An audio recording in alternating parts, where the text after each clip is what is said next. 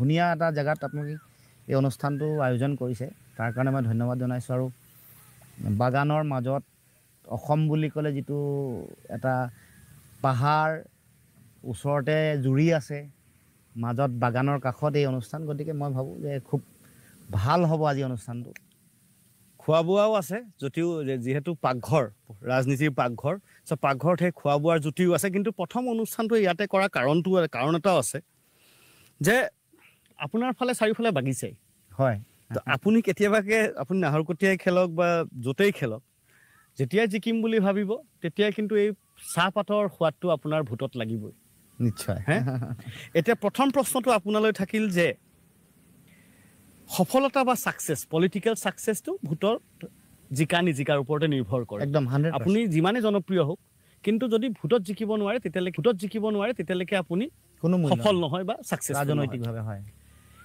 সেই ছাকচেছটো কিয় অহা নাই বহু কাৰণ এনেও আপুনি নতুন যিটো পলিটিকেল আজিকালি যিটো ছিষ্টেম এইটো গোটেই ব্যৱস্থাটোত আপোনাৰ মূল কথাটো হ'ল জিকাৰ অংক যদি 100 নম্বৰ আপুনি ৰাখে 75 নম্বৰ আপোনাৰ সংগঠন কিমান আছে সাংগঠনিক সম্প্ৰসাৰণ সাংগঠনিক বিস্তৃতি কিমান পৰ্যায়লৈকে হৈছে বুথ পৰ্যায়লৈকে আপোনাৰ সংগঠন হৈছে নাই তাৰ পাছত আকৌ একেবাৰে তলৰ লেভেললৈকে মাইক্ৰ' মেনেজমেণ্টৰ যিটো কথা থাকে জাতি জনগোষ্ঠী ভাষা ভাষী ধৰ্ম এইটো প্ৰপাৰলি হ'ব লাগিব সেইটো ছেকেণ্ড ষ্টেজত প্ৰথম সংগঠনৰ সম্প্ৰসাৰণ বা শক্তি থাকিব লাগিব আৰু দ্বিতীয়তে সেই সংগঠন থাকিলে সেইবোৰ আপুনি কেনেধৰণে খুব প্ৰপাৰলি মেনেজ কৰিছে প্ৰপাৰলি ডিল কৰিছে সেইটো গতিকে আমাৰ নতুন দল হিচাপে আমি সংগঠনৰ সম্প্ৰসাৰণ হেতু লেভেললৈকে আমি কৰিব পৰা নাই কেতিয়ালৈকে দলটোক আপুনি নতুন সংগঠন বুলি ধৰি থব নহয় সব প্ৰথম কথাটো হ'ল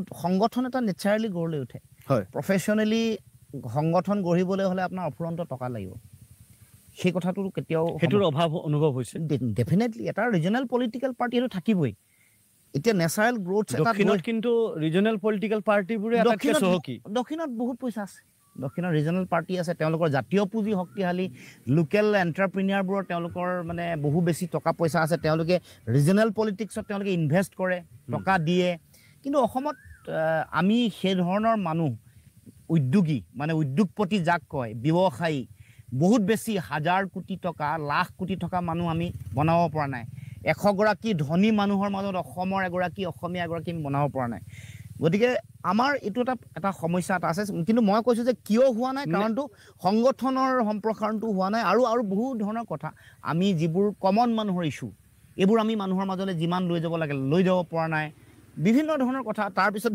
এতিয়া যোৱা 21ৰ নিৰ্বাচনটো ভোট বিভাজনটো হ'ল আমি বিৰোধী কংগ্ৰেছ আছিলে জাতীয় পৰিষদ আছিলে ৰাইজৰ দল আছিলে গতিকে বেলেগ ভোট ডিভিজন এটা 21ত হৈছিলে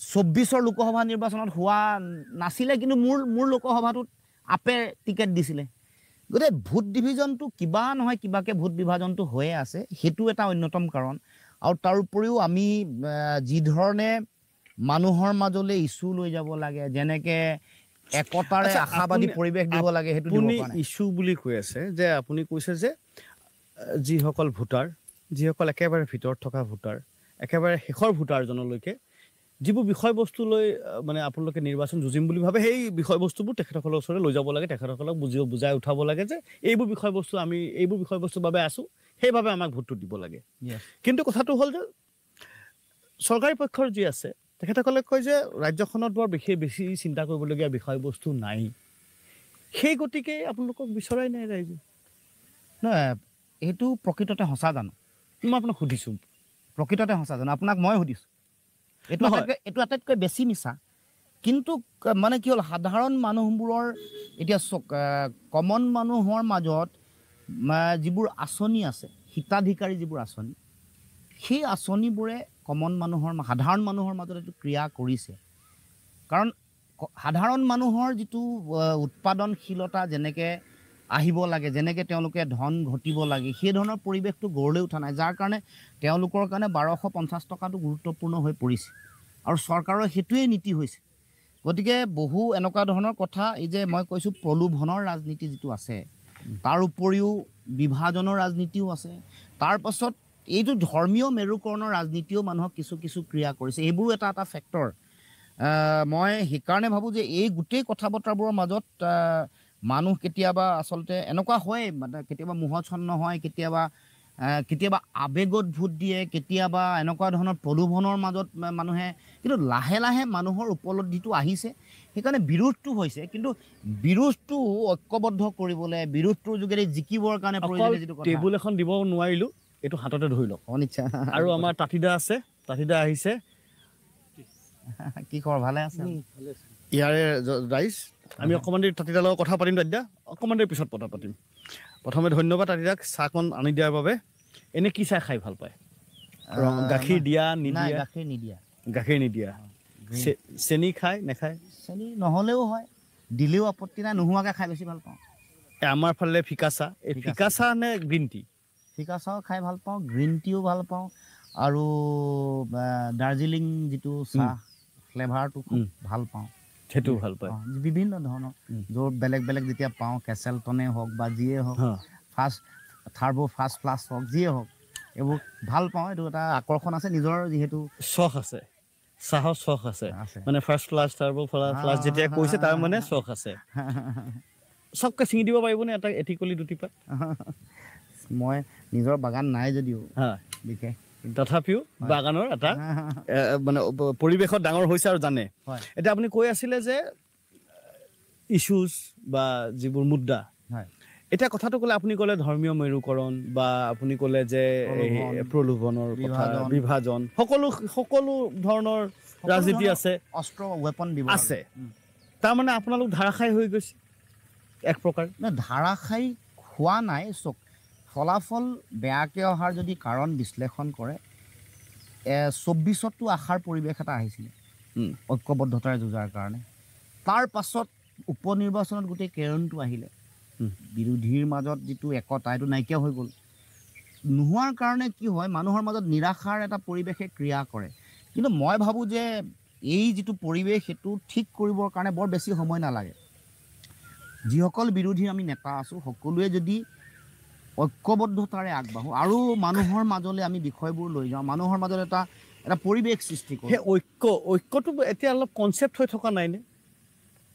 মানে ধাৰণা বুলি যিটো ধাৰণা, ৰাইট, এটা ধাৰণা আমি দি আছোঁ, কিন্তু প্ৰায়োগিকভাৱে বস্তু নাই হোৱা।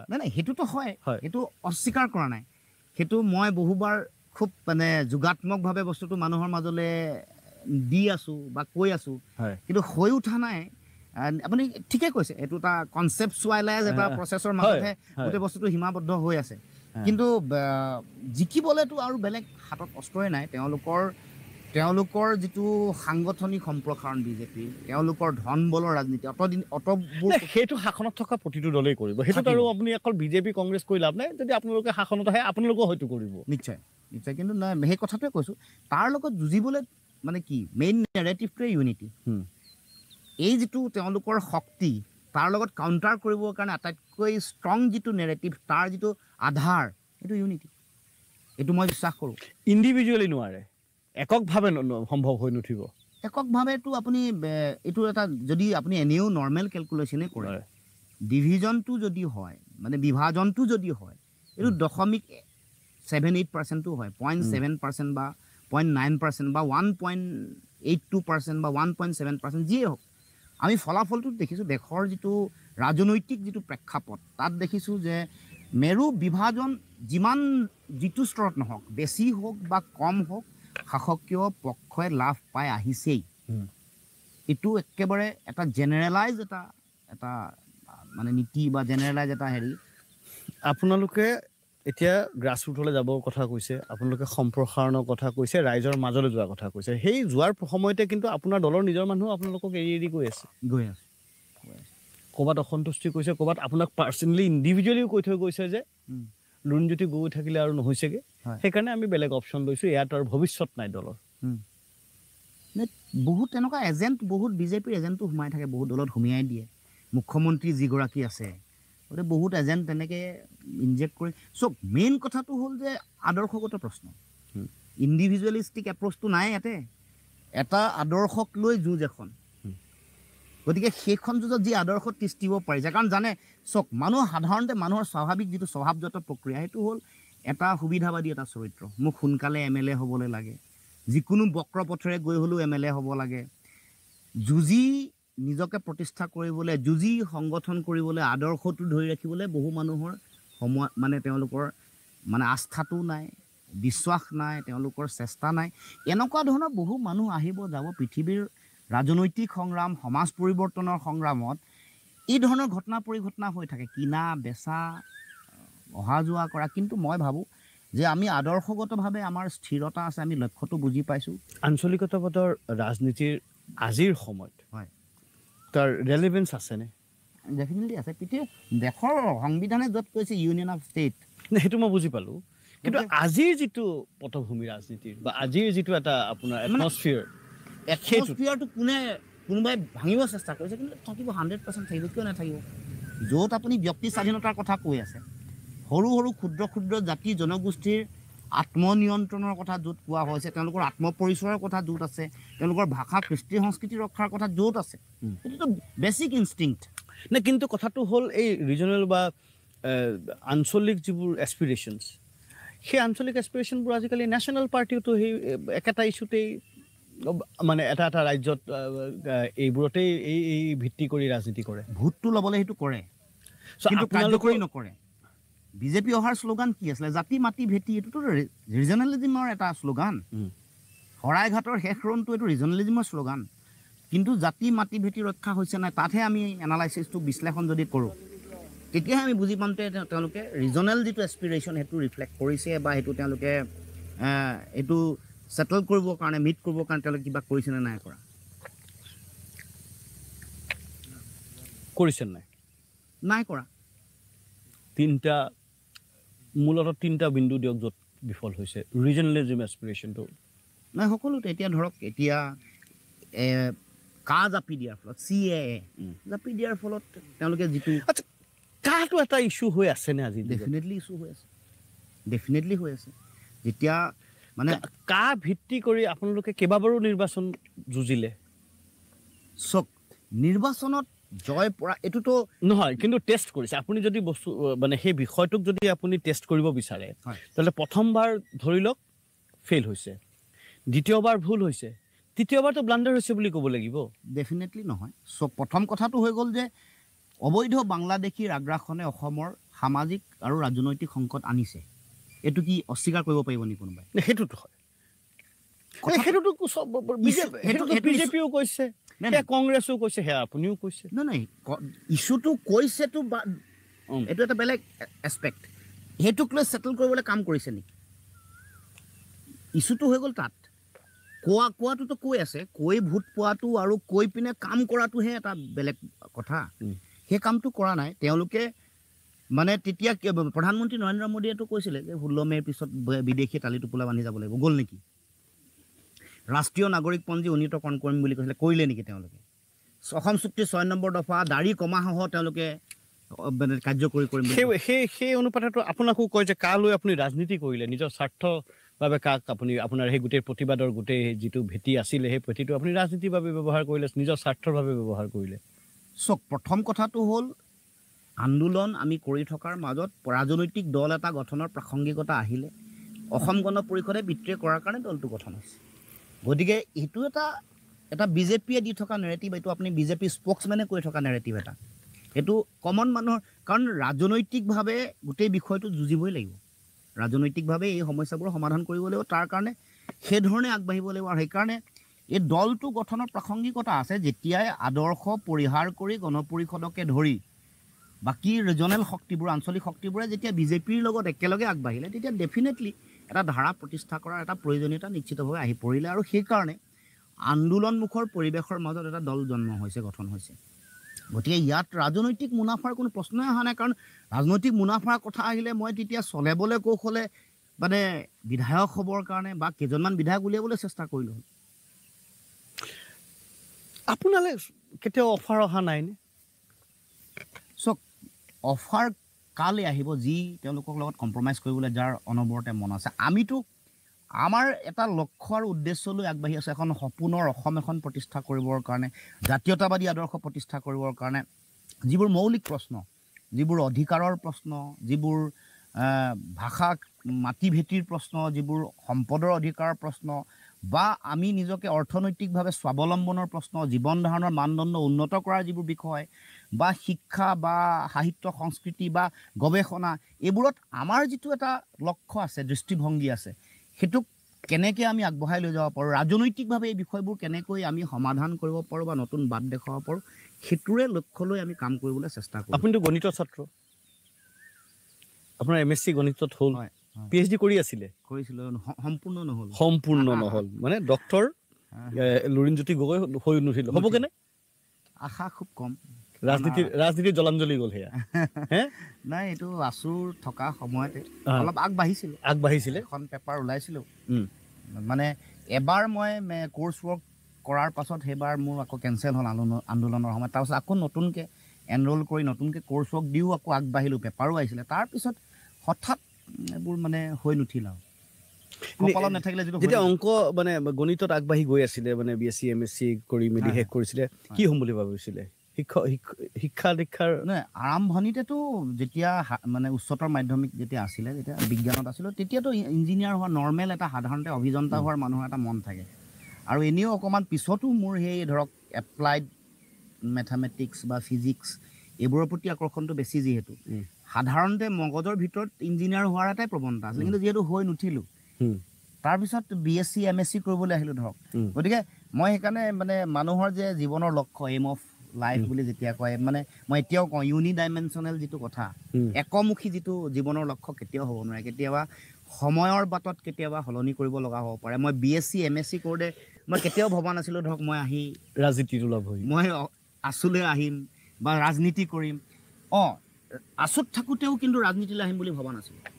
যেতিয়া আপোনাৰ সাধাৰণ সভা জোনাইত হ'ল, তেতিয়া মোৰ মগজলৈ মোৰ এটা আহি থকা কথা যে আদৰ্শগতভাৱে যিহেতু গণ পৰিষদৰ লগত আমাৰ মানে কোনো ধৰণৰ মানে অপজিট এটা বিপৰীত মেৰুত অৱস্থান কৰিলোঁ, তেওঁলোকে এই কথা বতৰাবোৰত যেতিয়া কম্প্ৰমাইজ কৰিলে, মই আৰু ৰাজনীতি কৰিব নোৱাৰিম, মই বেলেগ কিবা ব্যৱসায় বাণিজ্য কৰিম, কিবা কৰিম, এনেকুৱা ধৰণৰ চিন্তা। আছো এৰিম, কিন্তু ৰাজনীতি নকৰোঁ, এনেকুৱা ধৰণৰ এটা ধাৰণা আহিছে। আৰু কৈছিলোঁ, মোৰ যিসকল বন্ধু মহল আছে, এতিয়াও চিত্ৰ বসুমতাৰী, ৰাজু ফুকন, বহু মানুহ আছে, তেওঁলোকক মই ব্যাখ্যাও কৰিছিলোঁ যে মোৰ আৰু ৰাজনীতি কৰা নহ'ব, কাৰণ আদৰ্শগত দ্বন্দ্ব যিহেতু ষ্টাৰ্ট হ'ল। নহ'লেতো আমি ৰিজনেল আদৰ্শত বিশ্বাস কৰা মানুহে সাধাৰণতে আমাৰ চইচটো গণ পৰিষদেই হ'ব, ৰাষ্ট্ৰীয় ৰাজনীতিলৈ যিহেতু নাযাওঁৱেই।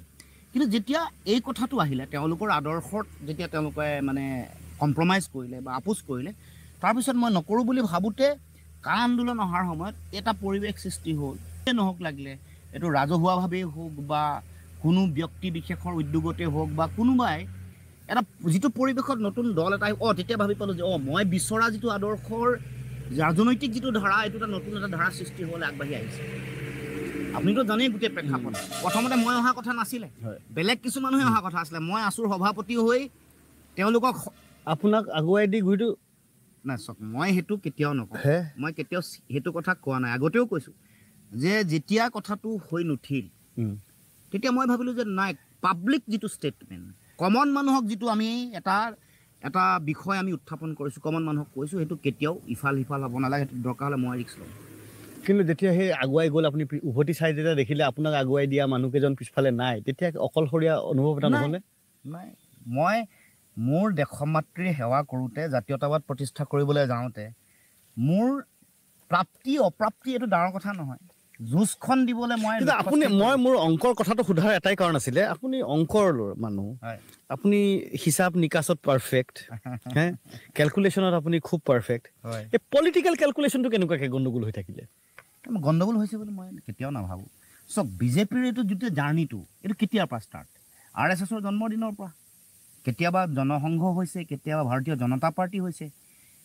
এটা ভিতৰত এটা তেওঁলোকে ৰাজনৈতিক আকাংক্ষা লৈ তেওঁলোক আগবাঢ়িছিলে। এইটো ফুলফিল কেতিয়া হৈছে? এইটো পূৰণ হৈছে বহুত দীঘলীয়া পৰিক্ৰমা, 50 বছৰ 60 বছৰৰ পিছত। সেইটো ত্যাগ, সেইটো তেওঁলোকৰ বেয়া মানে যিবোৰ আমাৰ লগত নিমিলা আদৰ্শৰ মাজতো এইটোক আমি স্বীকাৰ কৰিব লাগিব। তেওঁলোকৰ ত্যাগটো, তেওঁলোকৰ ডিচিপ্লিনটো, তেওঁলোকৰ কমিটমেণ্টটো, সেইটো আমিও সেইকাৰণে শিকিব লাগিব যে এটা আদৰ্শ এটা জাতিৰ ৰাজনৈতিক ভৱিষ্যত সুৰক্ষিত কৰিবলৈ বহুত ত্যাগ কৰিব লাগিব। আমাৰ বহু নেতাই নিজৰ স্বাৰ্থ বেছি গুৰুত্ব দিলে, জাতীয় স্বাৰ্থ সকলোৱে এৰিলে। আজিও সেইকাৰণে আপুনি মই কথা আলোচনা কৰি থাকিব লৈছে, আপুনি মোক বাৰে বাৰে প্ৰশ্ন কৰিব লগা হৈছে এইবোৰ সমাধান হৈছে জানো, বহু কথা কৈ। হয়, ময়ো কওঁ যে আগৰ যিসকল আমাৰ নেতা আছিলে সেইসকলে নিজৰ স্বাৰ্থ, চৰকাৰখন, মুখ্যমন্ত্ৰিত্ব, মন্ত্ৰিত্ব এইবোৰত যিমান বেছি গুৰুত্ব দিলে, জাতীয় বিষয়বোৰ অলপ হ'লেও যদি 20-25%, 30%ও যদি সমাধান হ'লে আজি আমি যথেষ্ট আমি মানে সুৰক্ষিত হৈ থাকিলোঁ। এটা বিৰতি ল'ব লাগিব, কিন্তু বিৰতি লোৱাৰ আগত এটা প্ৰশ্ন মই সুধিব বিচাৰোঁ। সেইটো হ'ল আপুনি ত্যাগৰ কথা কৈ আছে যে ত্যাগ এটা এটা এটা এটা মেইন এলিমেণ্ট এই গোটেই জাৰ্ণিটোত, গোটেই সংগ্ৰামটোত ত্যাগ এটা মেইন এলিমেণ্ট। লুৰিণজ্যোতি গগৈৰ এতিয়ালৈকে প্ৰমুখ ত্যাগ কি কি? মানে মোৰ জীৱনৰ ত্যাগ। হয়, মই এই গোটেই প্ৰক্ৰিয়াটোত এই ৰাজনীতিলৈ অহা বা ৰাজনীতিৰ দলটো আগুৱাই লৈ যোৱাৰ মানে মই মোৰ ফালৰ পৰা মই মোৰ সৰ্বোচ্চ উজাৰি দিব চেষ্টা কৰিছোঁ, যিমান পাৰি সিমান সততা নিষ্ঠাৰে। আপুনি কোৱাৰ নিচিনাকৈ ৰাজনৈতিক অংশ শুদ্ধ হৈছে নে ভুল হৈছে এইটো সময়ে নিৰ্ণয় কৰিব, আৰু সময় লাগিব। মই ভাবোঁ যে মই যি কৰি আছোঁ সঠিক কৰি গৈ আছোঁ, মোৰ ভুল হোৱা নাই। যদি কিবা অকণমান মানুহে দিছে সেয়াই মোৰ কেপিটেল, তাক লৈ আগবাঢ়িব খুজিছোঁ। গতিকে এইটোত মই কেতিয়াও মানে এইটো হেৰি হোৱা নাই যে কেতিয়াও বিচলিত হৈ যোৱা নাই বা মানে এইটো প্ৰাপ্তি নহ'ব, এইটো কথাও মই কেতিয়াও ভবা নাই। মই ভাবোঁ যে এইটো ভাল সময় আহিব আৰু আমি ভাল কাম যদি কৰি যাওঁ, কাৰণ মোৰ ত্যাগ মই কি কৰিছোঁ কি নাই চব সেইটোতো কমন মানুহে জাজ কৰিব, মই কিমান কৰিব পাৰিছোঁ নাই পৰা। কিন্তু মই চেষ্টা কৰিছোঁ কৰিবলৈ, এইটো ত্যাগ হয়নে নহয়। এই গোটেই মানে চেষ্টাটোত তিনি গগৈৰ মাজত লুৰিণ গগৈৰ মাজত চেণ্ডউইচ হৈ গৈছে নি বাৰু? নাই নাই নাই নাই, তেনেকুৱা নাভাবোঁ। ইয়াৰ উত্তৰ আমি ল'ম, এতিয়াই নলওঁ, ইয়াৰ উত্তৰ ল'ম আমি এই বাগানখনত যেতিয়া মানে পোহৰ কমিও আহিছে, ইয়াৰ পৰা ওলাই দিওঁ, এটা বেলেগ ঠাইলৈ যাওঁ। যিহেতু আমি কৈছোঁৱে এইবাৰ পলিটিকেল পাকঘৰটো, আমাৰ গোটেই অনুষ্ঠানটো আমি এইবাৰ পাকঘৰৰ ভিতৰত ৰখাই নাই, মুকলিত ৰাখিছোঁ, যাতে এটা পৰিৱেশ সলনি হয়, এটা নতুনত্ব আহে। আৰু আমাৰ সৈতে আছে লুৰিণজ্যোতি গগৈ। প্ৰশ্নটো আছিলে যে তিনি গগৈৰ মাজত লুৰিণজ্যোতি গগৈ চেণ্ডউইচ হৈ গৈছে নি ক'ৰবাত? তাৰ উত্তৰ ল'ম এটা চমু বিৰতি। আপোনালোকে ক'লৈ নাযাব, আপোনালোকে চাই আছে পলিটিকেল পাকঘৰ।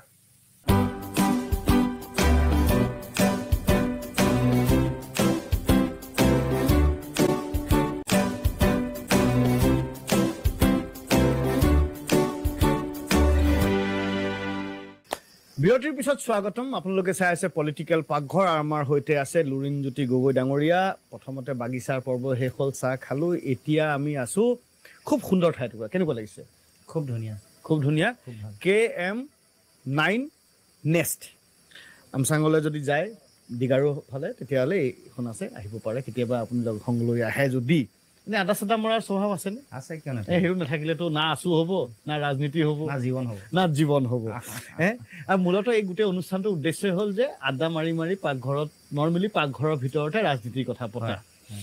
এতিয়া কথাটো হ'ল যে আমি তাতে কৈছিলোঁ তিনি গগৈৰ কথা, যে তিনি গগৈৰ মাজত ক'ৰবাত চেণ্ডউইচ হৈছে নেকি লুৰিণজ্যোতি গগৈ? নাই, চেণ্ডউইচ হোৱাৰতো প্ৰশ্নই নাই। মোৰ যিটো দায়িত্ব সেইটোতো কমন মানুহৰ যিটো আহ্বান, সাধাৰণ জনগণৰ মনৰ কথাটোক মই ক'বলৈ চেষ্টা কৰিছোঁ। আহ্বানটো সকলোকে ৰাখিছোঁ, অকল মই এনেও এইটো নেৰেটিভ, তিনি গগৈ নেৰেটিভটো বিৰোধিতা কৰোঁ। আপুনি নিশ্চয় দেখিছে যে গগৈ কেন্দ্ৰিক কথা নহয়, এইটো বিৰোধীৰ সকলো নেতাই একেলগে জনগণৰ যিটো আহ্বান এইটো সকলোৱে হৃদয়ংগম কৰি আগবাঢ়িব লাগে, নহ'লে ফলাফল ভাল নহ'ব, চিধাকৈ কৈছোঁ। আৰু যদি কথাটো সকলোৱে বুজি পায় আৰু বিজেপিক প্ৰতিহত কৰিবলৈ যদি সকলোৱে চেষ্টা কৰে, মানে নিজৰ সৰ্বোচ্চ উজাৰি যদি যুঁজে, তেতিয়া ফলাফল ভাল আহিব। আৰু জনগণেও চাই থাকিব কোনে কি কৰিছে কি নাই। এইবোৰ কাকো আপুনি ঠগিব নোৱাৰে। আমি যদি ভাবি লওঁ যে সাধাৰণ জনগণে একোৱেই বুজি নাপায়, এইটো কিন্তু ভুল কথা। মই ভাবোঁ যে সকলো কথা সকলোৱে বুজি পায়, কেৱল মাত্ৰ মানে আমাৰ সততাটো ন্যূনতম থাকিবই লাগিব। আপুনি কিমান স্মাৰ্ট, কিমান টেঙৰ, আপুনি কিমান চতুৰ, এইবোৰ বৰ বিশেষ মেটাৰ নকৰে। ৰাজনীতিত এই তিনিটা গুণতে আপুনি ভাবি থাকে, এইবোৰ ভাবি থাকে এটা পৰ্যায়লৈকে হয়, তাৰপিছততো আকৌ মানুহে বুজি পায়, ফলাফল দেখাই পায় নহয়।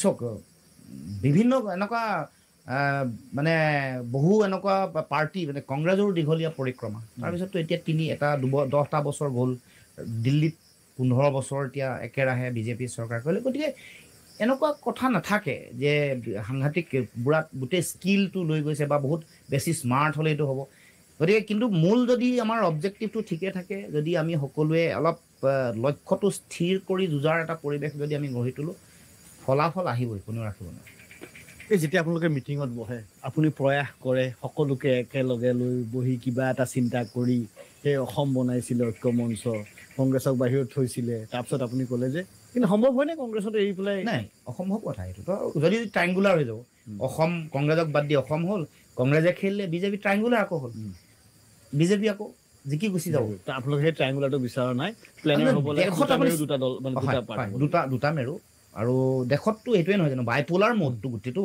আপুনি চবতে দেখিছেই দেখোন আপোনালোকে বাতৰিও সম্প্ৰচাৰ কৰি আছে যেতিয়া দিল্লীৰ নিৰ্বাচন হৈছে সেইটো একে কথা হাৰিয়ানাটো একে কথা বা আপুনি মহাৰাষ্ট্ৰটো একেই কথা ক'ৰবাত এনেকুৱা ধৰণৰ দুটা মেৰু হৈছে যদিও যেতিয়াই এই যে কথাবোৰ যদি একে মেৰুত থকা মানে বিৰোধী শিবিৰৰ মাজত যদি ক'ৰবাত দশমিকত কথাবোৰ গণ্ডগোল হয় মিলনটো তাৰমানে যিটো চিমেণ্টেড যিটো বণ্ডিং যিটো মানে সেইটো যদি ঠিক নহয় আৰু তলৰ পৰ্যায়ত যদি ভোট ট্ৰেন্সফাৰটো ঠিক নহয় তেতিয়া মানে সেইকাৰণে আৰম্ভণিটো প্ৰথম যিটো নীতি আধাৰটো এইটো ইউনিটি হ'বই লাগিব সেই তাৰ পৰা মই আপোনাক দুটামান কণ্ডিশ্যন দিছোঁ সেইদিনাখন অখিল গগৈ ডাঙৰীয়াই ক'লে যে তেখেতৰ ইচ্ছা যে ড্ৰাইভাৰ হ'বলৈ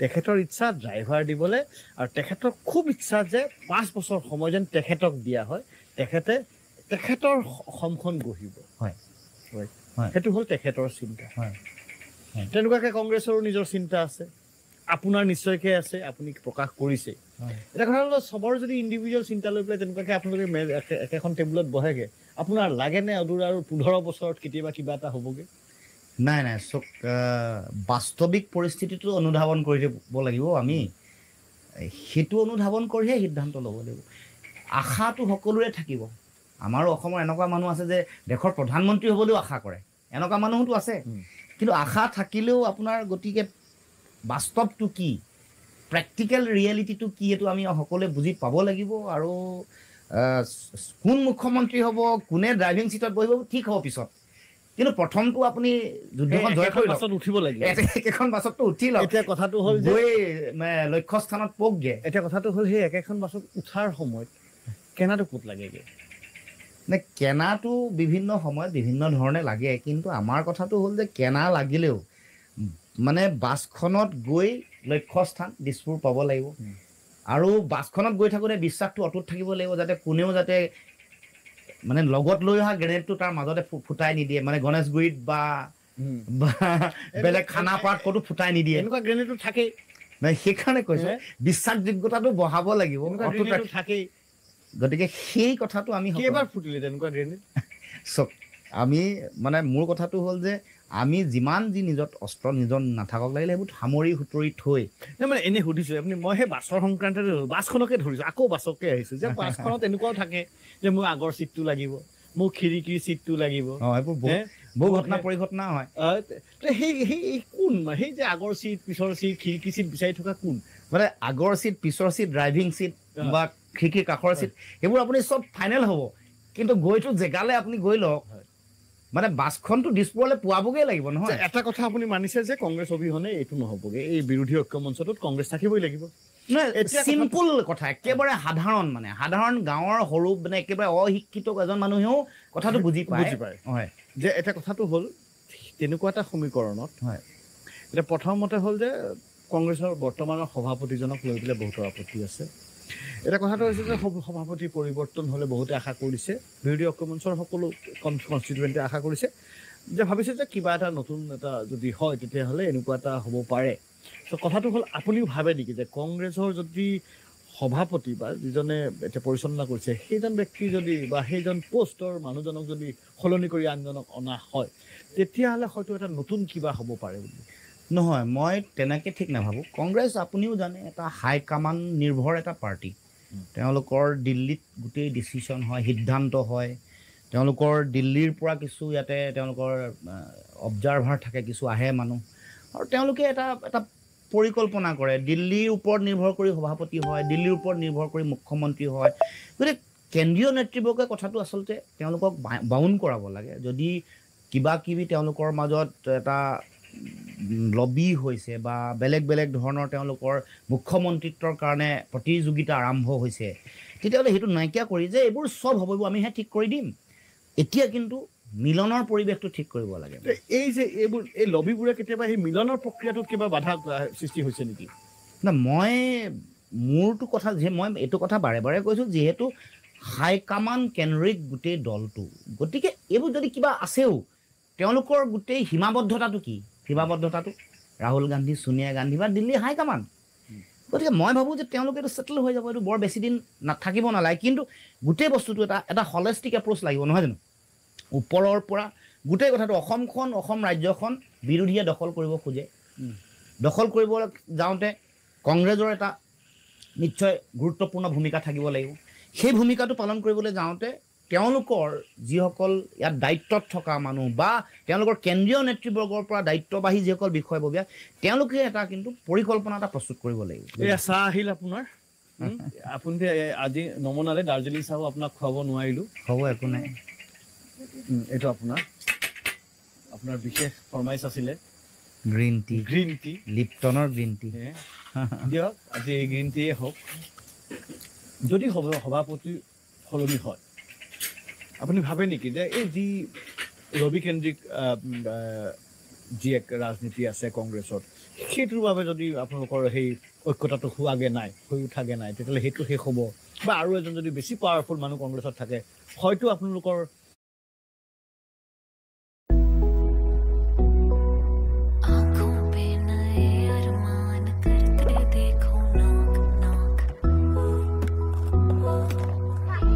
आज मॉन्स्टर्स वाली कहानी सुने? हर छोटी बड़ी कोशिश से बने दिन बेहतर। Amazon, हर दिन बेहतर। এই যি সৰু অকণমান ক'ৰবাত কেনা আছে, সেইখিনি নাইকিয়া হ'ব? নহয়, কংগ্ৰেছৰ যিটো কথা সেইটো তেওঁলোকে নিজে ডিচিশ্যন ল'ব কি কৰে। কিন্তু মৌলিক যিটো বিষয়, তাৰমানে ফাণ্ডামেণ্টেল যিটো কথা, সেইটোৰ কাৰণেহে তেওঁলোক প্ৰস্তুত হ'ল। তেওঁলোকে কি কৰে, কি কৰিব, তেওঁলোকৰ নিজৰ হাইকামাণ্ডে ডিচিশ্যন ল'ব। মই কিহৰ কাৰণে সুধিলোঁ, মই এইটো এটা হাইপথেটিকেল কথা এটা। উপনিৰ্বাচনত হয়, এখন আসনৰ বাবে আপোনালোকে একদম পুৰা ফুল মাইক লগাই দিছিলে। আমিতো সেইটো নীতিগত প্ৰশ্ন যে 5খন আসন আছে, এখন বিৰোধীৰ কোনোবা এটা দলক দিব লাগে, নহয় জানো? কিন্তু হৈ নুঠিল। সেইটোতো উচিত নাছিল। সেইকাৰণে মই সুধিছোঁ যে কিবা এটা সলনি হ'লে হৈ উঠা পৰিস্থিতি এটা হ'ব। মই সেইটো নাজানো। মূল কথাটো হ'ল যে তেওঁলোকে এইটো একচেপ্ট কৰি ল'ব লাগিব যে অলপ এৰা ধৰা লাগিব, অলপ ডেম'ক্ৰেটিক মাইণ্ডছেট লাগিব। এনেকুৱা ধৰণৰ কথা বতৰা আহিলে তেতিয়াতো আমি এইটো কথা কোৱা গৈছিলে, সৰু দল আপোনালোকে এৰিব কয়। নহয়, মূল কথাটো সেইটোৱেই। সেইটো যদি বুজি পায় যে অকণমান হ'লেও ভোট দৰকাৰ জিকিবৰ কাৰণে, ভাঙিলেই হাৰি যায়, এইটোত একেবাৰে শিশুৱে বুজি পোৱা কথা এটা। তাৰমানে এইটো যদি বুজি পোৱা নাই আজিলৈকে, এইটোতো বৰ ডাঙৰ কথা হ'ব। গতিকে মই ভাবোঁ যে এইটো নিশ্চয় বুজি পাইছে বা বুজি পোৱাটো উচিত। আৰু সেইকাৰণে তেওঁলোকে কেনেকৈ এইটো গোটেই বস্তুটো এক্সিকিউট কৰিব, কেনেধৰণে বিষয়টোত আগবাঢ়িব, সেইটো কিন্তু তেওঁলোকে অকণমান নিজে ঠিক কৰি ল'ব লাগিব। আমি বিচাৰি আছোঁ ঐক্যবদ্ধভাৱে যুঁজ দি তেওঁলোকক পৰাভূত কৰা। গতিকে কোন ধৰণে আগবাঢ়িব, কেনেকৈ কৰিব, এইটো তেওঁলোকৰ নিজৰ মাজত কথা বতৰা পাতি ঠিক কৰি লোৱাটো মই ভাবোঁ যে প্ৰয়োজন। তাৰ কাৰণে কি কৰিব তেওঁলোকে নিজে জানিব। কাৰণ এইটো আমিতো ইয়াৰ পৰা বাহিৰৰ পৰা কোৱাটো উচিত নহয়, এইটো হ'ব লাগিব, ফৰ্মুলা এইটো। মানে এটা কথা আপুনি উপলব্ধি কৰিছে নাই? হয়, আজি মে' হ'ল, হয়, আৰু 7টা মাহ, হয়, সময় কিন্তু বহুত নাই।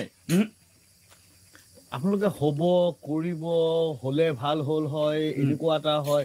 ত' এনেকুৱাকৈ হাইপথেটিকেল কিছুমান বস্তু যদি আপুনি এতিয়াও যদি খেদি ফুৰে, তেতিয়াহ'লে বাস্তৱখন কেতিয়া হ'ব? নাই, সেই বাস্তৱটো খুব সোনকালে হোৱাটো প্ৰয়োজন। সেইটোৱে মানে কেতিয়া আপুনিতো ভাবিছে কেতিয়া হ'ব? প্ৰয়োজনটো কেৱল আপোনাৰ, কাইলৈ বিচাৰোঁ। সেয়া মই যিহেতু পজিটিভ, প্ৰয়োজনটো কেৱল আপোনাৰ নে আপোনাৰ লগত যি প্ৰয়োজনটো অসমৰ জনগণৰ। পঞ্চায়ত নিৰ্বাচন লিটমাছ টেষ্ট বুলি কোৱা হৈছিলে, ছেমি ফাইনেল বুলিও কোৱা হৈছিলে। হয়, AJP বা জাতীয় পৰিষদ, এই লিটমাছ টেষ্টত আপুনি কেনেকুৱা ফলাফল কেনেকুৱা হ'ব ভাবিছে? আমি খুব চিলেক্টেড সমষ্টি কিছুমানতহে খেলিছিলোঁ। তাৰ ভিতৰত আমি যি পাইছোঁ সেইটো মই নাভাবোঁ যে আমি বহুত ভাল ফলাফল কৰিছোঁ, কিন্তু যি দিছে সেইটো আমাৰ আশীৰ্বাদ, সেইটো আমাৰ আধাৰ। আমি আমাৰ ফালৰ পৰা সৰ্বোচ্চ যাই যুঁজিছোঁ। ক'ৰবাত ৰাইজে অলপ মৰম দিছে, কিন্তু আমি আৰু বহু দুজন বাট যাবলৈ বাকী আছে। 26ৰ কাৰণে আমাৰ হাতত 10 মাহ সময় এটা আছে। পঞ্চায়ত নিৰ্বাচনৰ ফলাফলটোকে আমি শক্তি হিচাপে লৈ, আধাৰ হিচাপে লৈ, তাত য'ত য'ত পজিটিভ আমি আউটকাম দেখিছোঁ, মানুহৰ য'ত য'ত পজিটিভিটি আমি গঢ় লৈ উঠা দেখিছোঁ, সেইবোৰকে মূলধন আৰু সাৰথি কৰি আমি আগবাঢ়ি যোৱাৰ কাৰণে পৰিকল্পনা প্ৰস্তুত। সমষ্টি ৱাইজ ক'ত পজিটিভিটি দেখিছে আপুনি?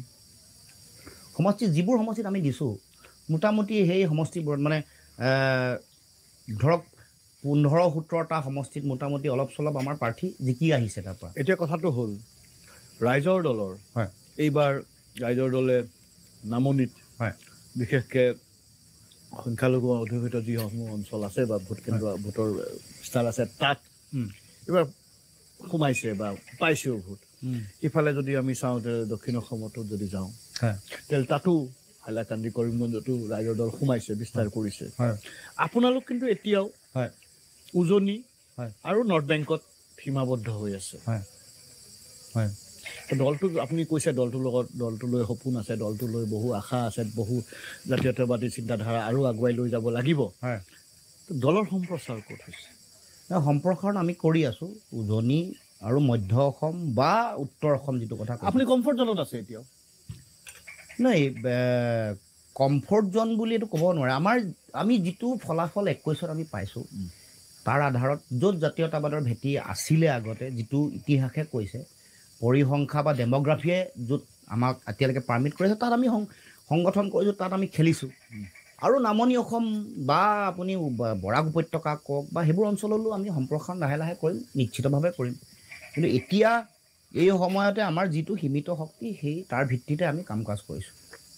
সীমিত শক্তি মানে আমাৰ যিটো সাংগঠনিক মানে য'লৈকে বিস্তৃতি হৈছে, য'ত য'ত আমি আমাৰ ভাল ফলাফল হৈছে, সেইটো ভিত্তিত আমি নিৰ্বাচন খেলিছোঁ। এতিয়া কথাটো হ'ল দলটো, আপোনালোকৰ দলটোকে যদি চায়, দলটো তেতিয়াহ'লে চেহেৰা মাত্ৰ লুৰিণজ্যোতি গগৈ। নাই, দলটোত আৰু নেতা আছে। চেহেৰাটো তেনেকৈ ক'লে বেলেগ দলৰো চেহেৰাত আপুনি এজন মানুহকে ক'ব লাগিব। আজি এনেকুৱাও বিধায়ক আছে, আপুনি নাম ক'লে বহুত গাঁৱৰ মানুহে চিনি নাপায় ধৰক, তেতিয়া তেওঁলোকক চেহেৰা বুলি ক'ব নেকি? দলে নিৰ্বাচনী কৰি পঠাইছে, বিধায়ক হৈছে, তাৰ কাৰণে বহুত এনেকুৱা বিধায়ক আছে, নাম ক'লে আপুনি চিনি নাপায়। AJPক যদি ভোট দিয়ে, জাতীয় পৰিষদ যদি ভোট দিয়ে, তাৰ মানে লুৰিণজ্যোতি গগৈকে ভোটটো দিব লাগিব। আদৰ্শক ভোট দিব, এটা দলক দিব, কিয় লুৰিণজ্যোতি গগৈক ভোট দিব? ব্যক্তিকেন্দ্ৰিক কথা কিয় কৈছে?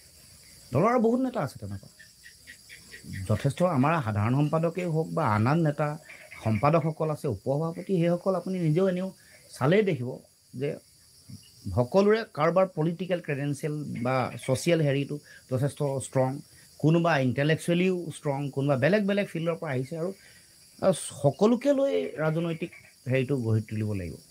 ভোট বেংকটো কোনটো বুলি ভাবিছে? ভোট বেংক আপুনি, মই বুজিছোঁ। ভোট বেংক বোলা কথাটোতো এটা ৰং কনচেপ্ট এটা। ভোট বেংক বুলি মানুহে যদি বেংক যদি বনাইছে, তেতিয়াহ'লে আপোনাৰ দৃষ্টিভংগী ভুল হ'ব। আমি সকলো মানুহৰ ভোট আমি ল'ব খুজিছোঁ। জাতীয়তাবাদ মানে এনেকুৱা নহয় যে অকল আমি গগৈ, শইকীয়া, বৰা, কলিতা, বৰঠাকুৰ এইকেইটাই জাতীয়তাবাদ। অসমৰ প্ৰতিটো জাতি জনগোষ্ঠী, ভাষা ভাষী, ধৰ্মাৱলম্বী লৈ ইনক্লুচিভ জাতীয়তাবাদ এটা গঢ়ি তুলিব খুজিছোঁ। কিন্তু ইয়াত আমি অসমখনৰ সুৰক্ষিত ভৱিষ্যত, অসমৰ সকলো জাতি জনগোষ্ঠী, তেওঁলোকৰ সম অধিকাৰ, সম উন্নয়ন আৰু সমমৰ্যাদাৰ প্ৰশ্ন ইয়াত জড়িত হৈ আছে।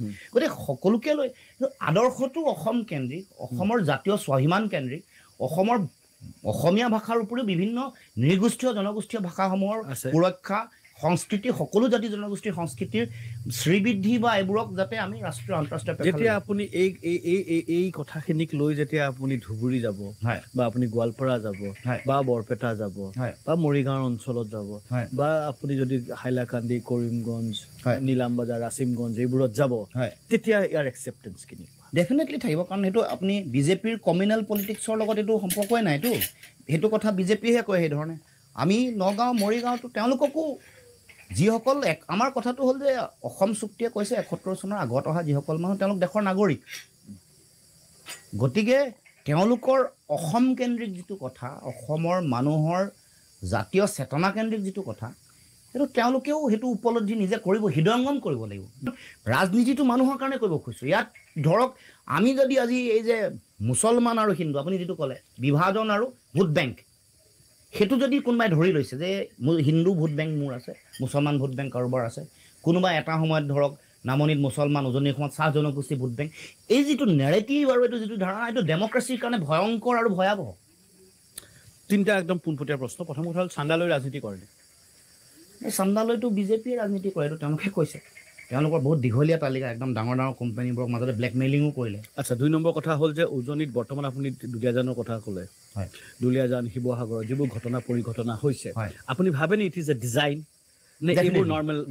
নাই, ডিজাইন আছে, বহুত ডিজাইন, বহুত হেৰি মানে ডিজাইন আছে। এটা যন্ত্ৰই মূলতঃ চৰকাৰী যন্ত্ৰই তেওঁলোকে ডিভিজনটো খুব বিচাৰে। যিমান বিভাজিত হৈ থাকিব সিমানে তেওঁলোকৰ লাভ। কাৰণ তেওঁলোকে বিচাৰে যে ওচৰ চাপিব খোজা কোনোবা মানুহক তেওঁলোকে বাধাৰ প্ৰাচীৰ হৈ থিয় দিয়ে। তেওঁলোকে নিজে কৰিব নোৱাৰে কাৰণে কাৰোবাক তেওঁলোকে প্ৰভোগ কৰে, কোনোবা এটা তেওঁলোকে ইনষ্টিগেট কৰে, ক'ৰবাত তেওঁলোকে পইণ্ট এটা তেওঁলোকে হিট কৰে। দুলীয়াজানত মানে তৃতীয় শক্তি আপুনি ভাবি আছে? ডেফিনেটলি এইবোৰ কথাত, গোটেই কথাটোত, কাৰণ শেষত যি ধৰণৰ কাম কাজবোৰ আৰম্ভ কৰিছে, যেনেকুৱা ধৰণৰ এটা পৰিৱেশ সৃষ্টি কৰি দিয়া হৈছে, এইটো এটা ৰিজনেল পলিটিক্সৰ কাৰণেতো কেতিয়াবা লাভো হ'ব পাৰে এনেকুৱা পৰিস্থিতি। চক সেইটো পুনৰ মানে সংকীৰ্ণতালৈ সোমাই নাই, মই আকৌ কৈছোঁ যে ৰিজনেল পলিটিক্সটো আপুনি কৈ আছে যে ৰিজনেল পলিটিক্স, ৰিজনেলিজিম, আঞ্চলিক ৰিজনেলিজিম মানে কি? অকল আমি ভাষিক অসমীয়া মানুহৰ কথা কৈছোঁ নেকি? তাত বড়ো নাই নেকি?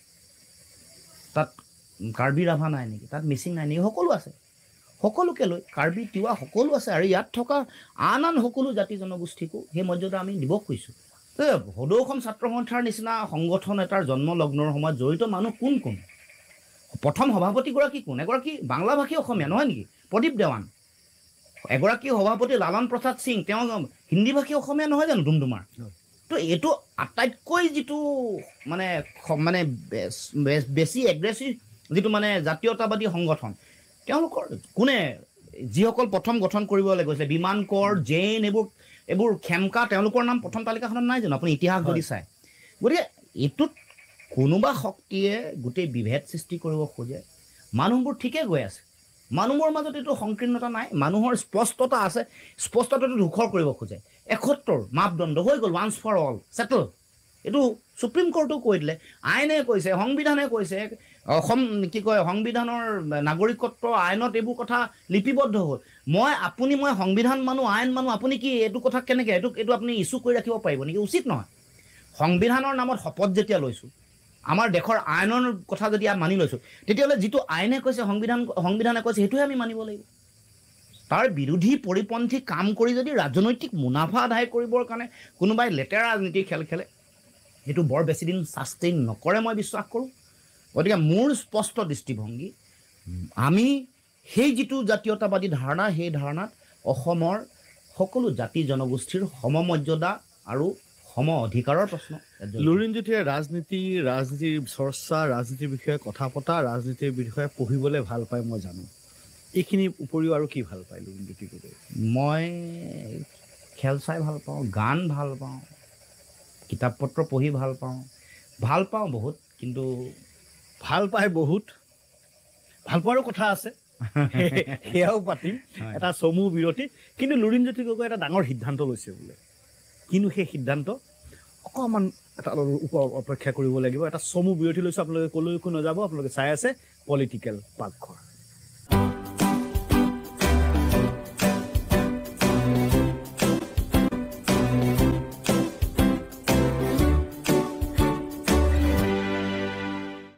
বিৰতিৰ পিছত স্বাগতম। আপোনালোকে চাই আছে পলিটিকেল পাকঘৰ। মোৰ সৈতে আছে লুৰিণজ্যোতি গগৈ আৰু পিছফালে ভেকুলী টুৰটুৰণি। আচ্ছা, এটা কিবা এটা কৈ আছিলে, হয়, কেনেকুৱাকৈ খায় আহোমসকলে? এনেকুৱা টুৰটুৰণি শুনিলে বোলে লিকলিকাই যায় বোলে? নাই, এই মানে যিখন বৰ ভেকুলী বুলি কয়, কিছুমানে চেংচৰাই বুলি কয়, টপিনা দুটাই খায় আচলতে। এনেকৈ কিছুমানে মানে হেৰিত ৰেডি কি কয়, ডাঙৰ ড্ৰামত ভৰিত ৰছী লগাই পিনে ৰাখি থৈ দিয়ে, আৰু ইফালে সাঁচৰ ৰহি যেতিয়া ওলাই লগে লগে সেইটাক উলিয়াই ভৰিকেইটা উলিয়াই ৰান্ধি ভাজি প্ৰায় কিজান নেকি? ভাজি খাই মজা নে? খাই খুব ভাল, খুব ভাল।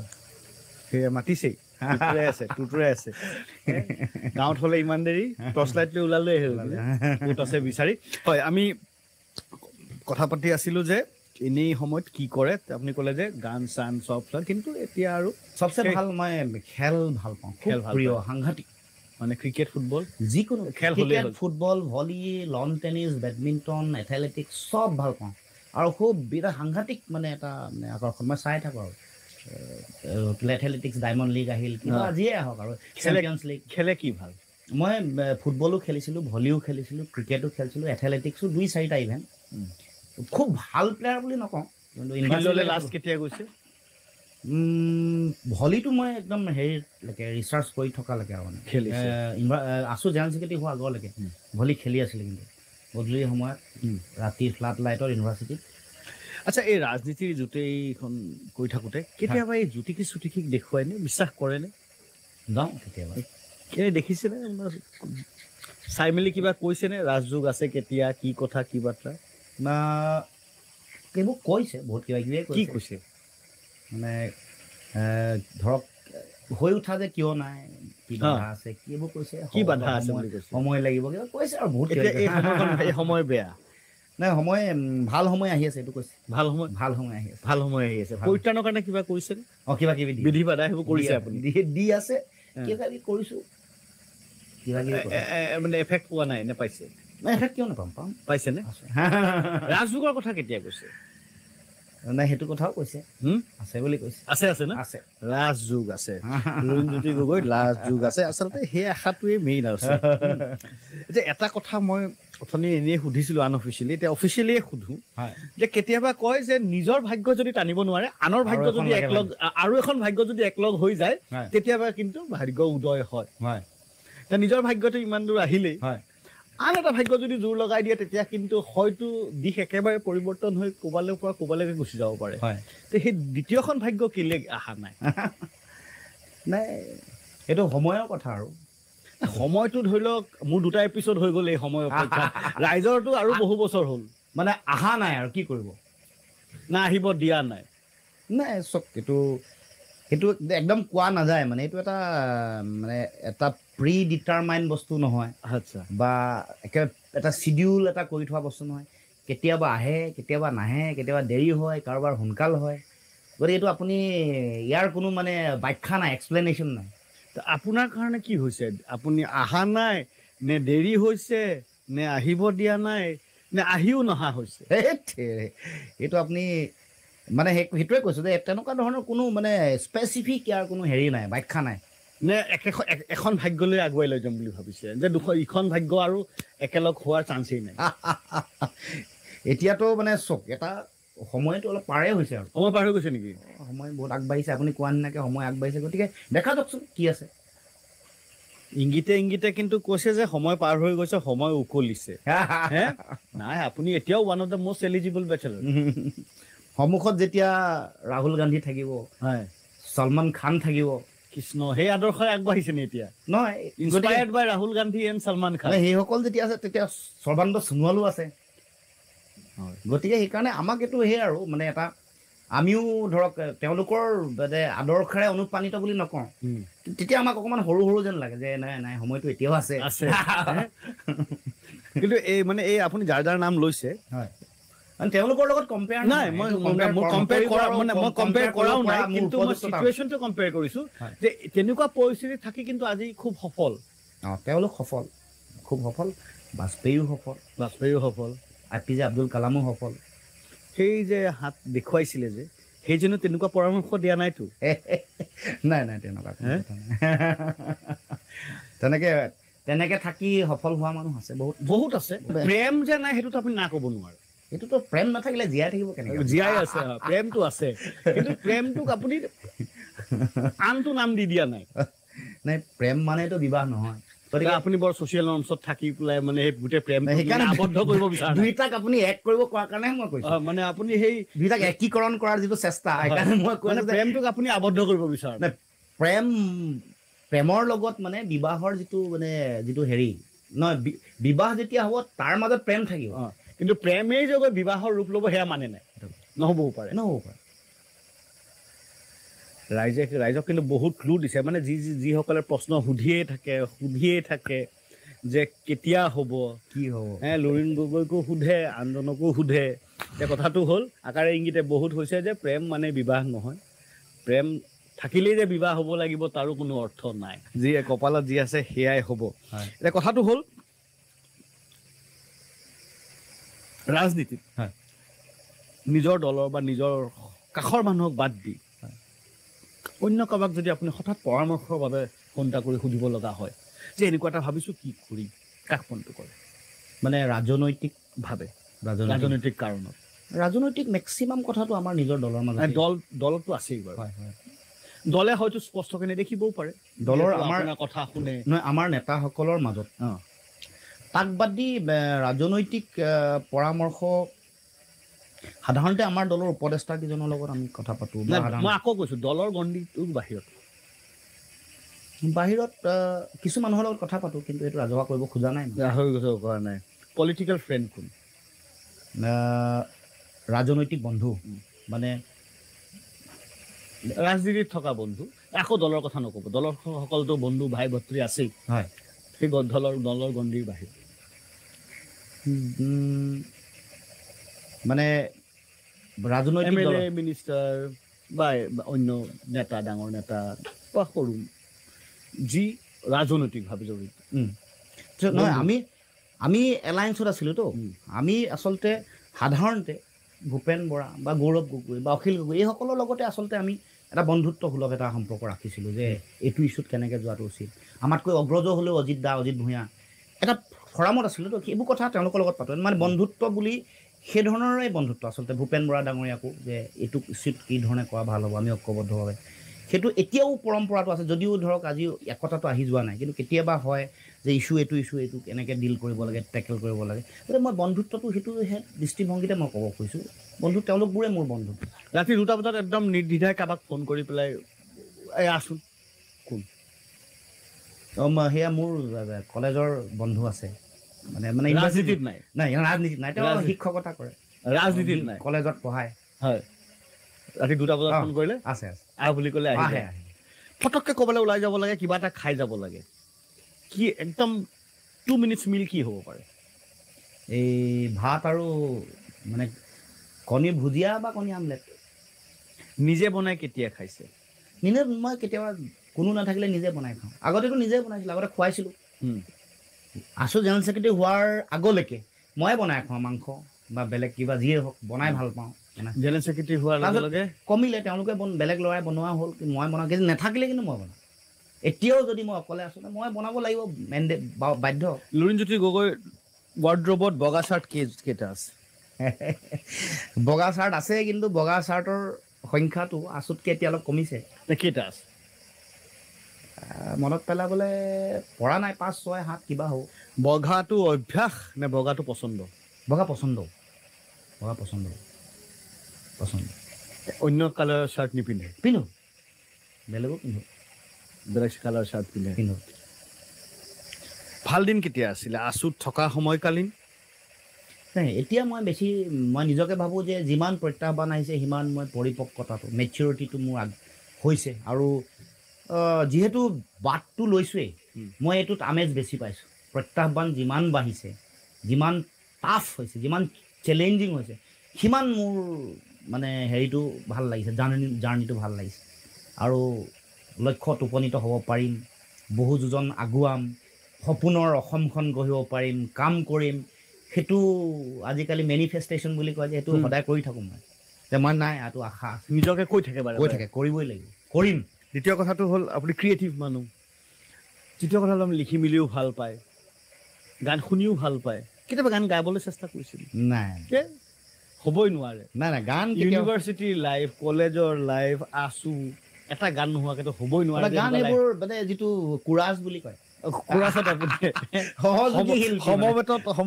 সহযোগী শিল্পী এতিয়া গুণগুণাওকচোন চাওঁ এই গোটেই যে আপোনাৰ মই বেলেগ গান ক'ব মানে এই যে আপোনাৰ পৰিকল্পনা আপোনাৰ সপোনৰ অসমখন আপুনি এই গোটেই বস্তুটো যদি কনচেপচুৱেলাইজ কৰি পেলাই 2টা শাৰীত যদি গাবলগীয়া হয় বা কবিতা হিচাপে কবিতা আবৃত্তিয়ে হওক বা গানেই হওক কি কোনটো গান মনলৈ আহে ভূপেন্দাৰ অসম আমাৰ ৰূপহী গুণৰ শুনাওচোন যদি কিবা কিবি ভুল ত্ৰুটি হৈ সেইবোৰ চব মাফ। লিৰিক্সকেইটা কৈ দিয়কচোন আপুনি। মোৰ নাই, আপুনি মোৰো মনত নাই ভালকে। মইতো গানত এইবোৰত নায়েই।